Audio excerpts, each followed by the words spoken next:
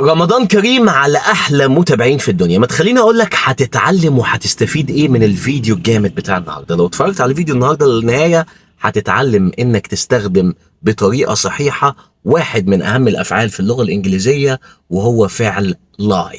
هنتعلم كمان ازاي نستخدم حرف الجر المناسب معاه حسب الموقف والمعنى اللي انت عاوز تعبر عنه. هنتعلم الفرق ما بين lie to, lie for, lie about.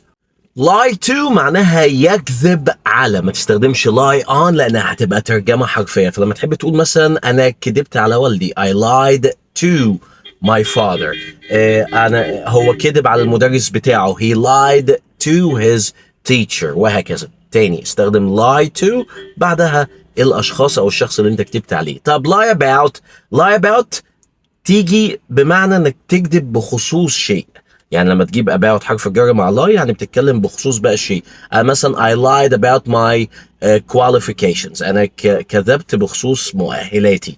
او I lied about the story، انا كذبت بخصوص القصة، وهكذا. اوكي or I lied about what happened.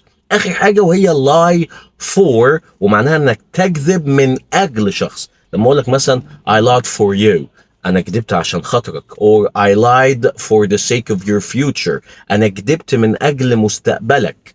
أوكي يبقى lie for يكذب من أجل.